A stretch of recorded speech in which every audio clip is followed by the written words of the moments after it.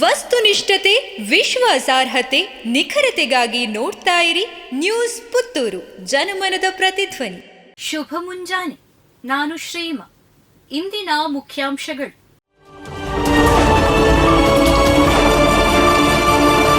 ಸರಕಾರಿ ಕಚೇರಿ ಆವರಣಗಳಲ್ಲಿ ತಂಬಾಕು ಉತ್ಪನ್ನ ಬಳಕೆ ನಿಷೇಧ. ಸಿಗರೇಟ್, ಗುಟ್ಕಾ ಇತ್ಯಾದಿ ಸೇವಿಸಿದರೆ ಶಿಸ್ತು ಕ್ರಮ. ಸರಕಾರಿ ಕಚೇರಿಗಳಲ್ಲಿ, ಕಚೇರಿಯ ಆವರಣಗಳಲ್ಲಿ ಧೂಮಪಾನ ಹಾಗೂ ಇತರ ತಂಬಾಕು ಉತ್ಪನ್ನಗಳ ಸೇವನೆ ನಿಷೇಧಿಸಿ ರಾಜ್ಯ ಸರ್ಕಾರ ಖಡಕ್ ಆದೇಶ ಹೊರಡಿಸಿದೆ.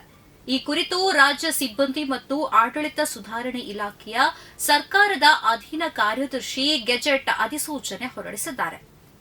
ಧೂಮಪಾನ ಹಾಗೂ ತಂಬಾಕಿನ ಇತರ ಉತ್ಪನ್ನಗಳ ಸೇವನೆ ಆರೋಗ್ಯಕ್ಕೆ ಮಾರಕವಾಗಿದ್ದು, ಸಾರ್ವಜನಿಕ ಪ್ರದೇಶಗಳಲ್ಲಿ ಇಂತಹ ಉತ್ಪನ್ನಗಳ ಸೇವನೆಯನ್ನ ಸಿಗರೇಟು ಮತ್ತು ಇತರ ತಂಬಾಕು ಉತ್ಪನ್ನಗಳ ಜಾಹೀರಾತು ನಿಷೇಧ ಮತ್ತು ಉತ್ಪಾದನೆ, ಪೂರೈಕೆ, ಮಾರಾಟ ನಿಯಂತ್ರಣ ಕಾಯ್ದೆಯಡಿ ಸರ್ಕಾರ ಕಚೇರಿ ಮತ್ತು ಕಚೇರಿಗಳ ಆವರಣಗಳಲ್ಲಿ ಸಂಪೂರ್ಣವಾಗಿ ನಿಷೇಧಿಸಲಾಗಿದೆ ಎಂದು ಹೇಳಿದ್ದಾರೆ. ಜಮ್ಮು ಕಾಶ್ಮೀರ ವಿಧಾನಸಭೆಯಲ್ಲಿ ಶಾಸಕರ ಹೊಡೆದಾಟ, 370ನೇ ವಿಧಿ ಮರುಜಾರಿ ನಿರ್ಣಯದ ಸಂದರ್ಭದಲ್ಲಿ ಕಿತ್ತಾಟ. ಸಂವಿಧಾನದ 370ನೇ ವಿಧಿ ಮರುಜಾರಿ ನಿರ್ಣಯ ಬೆಂಬಲಿಸಿ ಬ್ಯಾನರ್ ಪ್ರದರ್ಶಿಸಿದ ಹಿನ್ನೆಲೆಯಲ್ಲಿ ಜಮ್ಮು ಕಾಶ್ಮೀರ ವಿಧಾನಸಭೆಯಲ್ಲಿ ಭಾರೀ ಕೋಲಾಹಲ ಸೃಷ್ಟಿಯಾಗಿ ಶಾಸಕರು ಹೊಡೆದಾಡಿಕೊಂಡ ಘಟನೆ ಸಂಭವಿಸಿದೆ. ಅವಾಮಿ ಇತ್ತೆಹಾದ್ ಪಕ್ಷದ ಶಾಸಕ ಖುರ್ಷಿದ್ ಅಹಮದ್ 370ನೇ ವಿಧಿ ಮರಳಿ ಜಾರಿ ಆಗಬೇಕೆಂದು ಆಗ್ರಹಿಸುವ ಬ್ಯಾನರ್ ಪ್ರದರ್ಶಿಸಿದಾಗ ಬಿಜೆಪಿ ಶಾಸಕರು ತೀವ್ರ ಆಕ್ರೋಶ ವ್ಯಕ್ತಪಡಿಸಿ ಬ್ಯಾನರ್ ಕಿತ್ತುಕೊಳ್ಳಲು ಮುಂದಾದಾಗ ಬಿಜೆಪಿ, ಪಿಡಿಪಿ, ಎನ್ಸಿ ಶಾಸಕರ ನಡುವೆ ಹೊಡೆದಾಟ ನಡೆಯಿತು.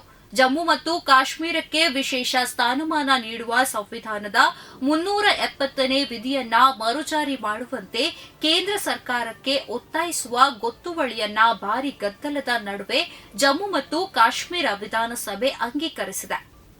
ಕಾರ್ಕಳದ ಈದುವಿನಲ್ಲಿ ಮತ್ತೆ ನಕ್ಸಲರು ಪ್ರತ್ಯಕ್ಷ. ಕಾಡುತ್ಪತ್ತಿ ಸಂಗ್ರಹಿಸಲು ಹೋದವರಿಗೆ ನಕ್ಸಲರು ಕಾಣಸಿಕ್ಕಿದ್ದ ಸುದ್ದಿಯಿಂದ ಆತಂಕ. ಇದು ಗ್ರಾಮದಲ್ಲಿ ನಕ್ಸಲರು ಕಾಣಿಸಿಕೊಂಡಿದ್ದಾರೆ ಎನ್ನುವ ಸುದ್ದಿಯೊಂದು ಹರಿದಾಡುತ್ತಿದ್ದು ಜನರಲ್ಲಿ ಆತಂಕ ಮೂಡಿಸಿದೆ.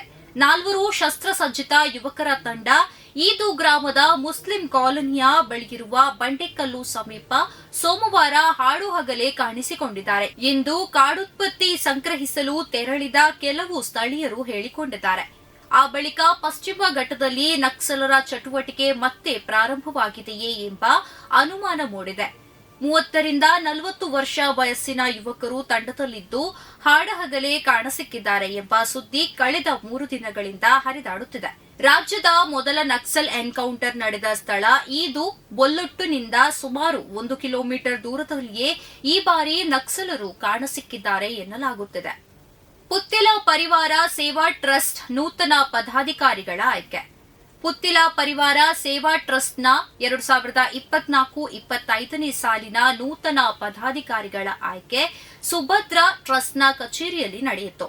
ಟ್ರಸ್ಟ್ನ ಸಂಚಾಲಕ ಅರುಣ್ ಕುಮಾರ್ ಪುತ್ತಿಲರ ಉಪಸ್ಥಿತಿಯಲ್ಲಿ ನಡೆದ ಆಯ್ಕೆ ಪ್ರಕ್ರಿಯೆಯಲ್ಲಿ ಟ್ರಸ್ಟ್ ಅಧ್ಯಕ್ಷರಾಗಿ ಮಹೇಂದ್ರ ವರ್ಮಾ ಬಜತ್ತೂರು ಅವರನ್ನು ಆಯ್ಕೆ ಮಾಡಲಾಯಿತು. ಪ್ರಧಾನ ಕಾರ್ಯದರ್ಶಿಯಾಗಿ ರವಿಕುಮಾರ್ ರೈ ಕೆದಂಪಾಡಿ ಮಠ, ಕೋಶಾಧಿಕಾರಿಯಾಗಿ ಗಣೇಶ್ ಭಟ್ ಮಕರಂದರ ಅವರನ್ನ ಆಯ್ಕೆ ಮಾಡಲಾಯಿತು. ಕಾರ್ಯದರ್ಶಿಯಾಗಿ ರಾಜು ಶೆಟ್ಟಿ ಕೆಮ್ಮಾಯಿ, ಮಾಧ್ಯಮ ಸಂಚಾಲಕರಾಗಿ ನವೀನ್ ರೈ ಎಸ್ ಅವರುಗಳನ್ನ ಸರ್ವಾನುಮತದಿಂದ ಆಯ್ಕೆ ಮಾಡಲಾಯಿತು. ಪ್ರತಿದಿನದ ಸುದ್ದಿಗಳಿಗಾಗಿ ನೋಡ್ತಾ ಇರಿ ನ್ಯೂಸ್ ಪುತ್ತೂರು, ಜನಮನದ ಪ್ರತಿಧ್ವನಿ. ಧನ್ಯವಾದಗಳು. ವಸ್ತುನಿಷ್ಠತೆ, ವಿಶ್ವಾಸಾರ್ಹತೆ, ನಿಖರತೆಗಾಗಿ ನೋಡ್ತಾ ಇರಿ ನ್ಯೂಸ್ ಪುತ್ತೂರು, ಜನಮನದ ಪ್ರತಿಧ್ವನಿ.